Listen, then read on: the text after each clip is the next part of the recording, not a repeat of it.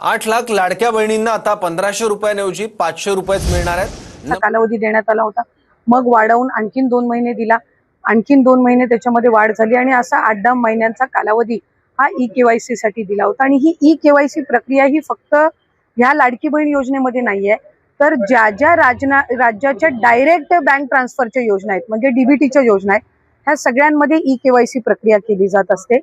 आणि हा जो 80 लाखाचा आकडा आहे हा फक्त ई-केवायसीचा नाही, यात ई-केवायसीचे काही महिला असतील ज्यांनी ई-केवायसी केलेली नसेल इतक्या मुदतीत सुद्धा तेही आहेत।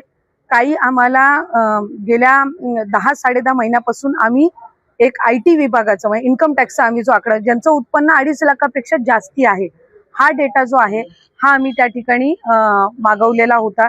त्याला साधारणपणे 10-11 महिन्याचा कालावधी गेला, तर त्या जवळपास एक 11, 11.5, 12 लाख हा तो डेटा याच्यामध्ये 80 लाखामध्ये समावेश आहे।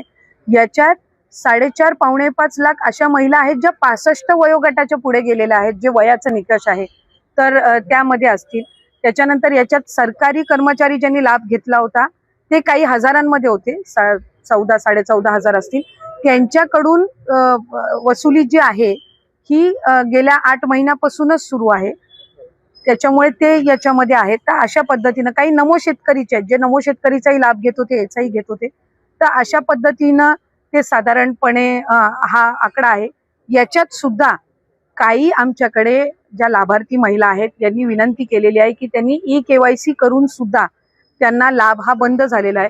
आम्ही त्याची फेर तपासणी करत आहोत, जेणेकरून कुठलीही महिला जिने ई-केवायसी केलेली असेल ती लाभापासून वंचित राहता कामा नये।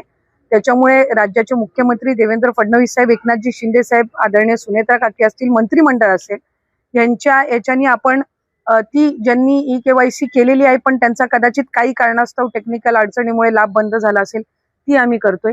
काही अशा आहेत ज्यांनी संजय गांधी निराधार योजना आणि लाडकी बहीण योजना ह्या दोन्ही मधून जे लाभ घेत होते ते छाननीमध्ये कट झालेले आहेत, पण त्यांना दोन्हीपैकी एका योजनेचा कंपल्सरी लाभ हा आपण देणारच आहोत।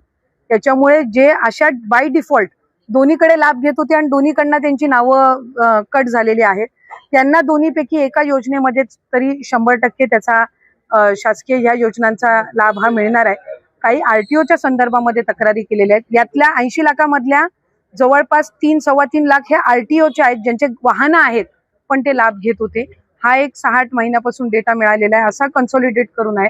पण त्यातल्याही काही लाभार्थ्यांनी म्हटले की आमच्या नावाने म्हणजे निवेदन आलेली आहे की आमच्या नावाने कुठलंही वाहन नाहीये, तर त्याची फेर तपासणी होईल, तर त्या पद्धतीनं आहे। आणि साधारणपणे ज्यांनी ई-केवायसी चुकवलेली होती त्यांना 30 एप्रिल पर्यंतची मुदत ही देण्यात आलेली होती दुरुस्ती करण्याची, त्यामुळे असं आहे। आणि अजून सुद्धा फेब्रुवारी-मार्च महिन्याचा लाभ हा आम्ही गेल्या आठवड्यापासून वितरित करायला सुरुवात केली आहे, त्यामुळे हा आकडा किती असेल म्हणजे वितरित केल्यानंतर हा 7-8 दिवसाच्या कालावधीमध्ये लक्षात येईल। आज मंत्रिमंडळाच्या बैठकीमध्ये नियमितपणाने काही विभागांचे प्रस्ताव त्या ठिकाणी आले, त्याला मंत्रिमंडळाने मान्यता दिली। महिला व बालविकास विभागाअंतर्गत महायुतीच्या सरकारच्या वतीने जी मुख्यमंत्री माझी लाडकी बहीण योजना सुरू आहे त्याची ई-केवायसीच्या संदर्भातली मुदत ही त्या ठिकाणी संपली, पण काही निवेदनं आमच्याकडे प्राप्त झालेली होती।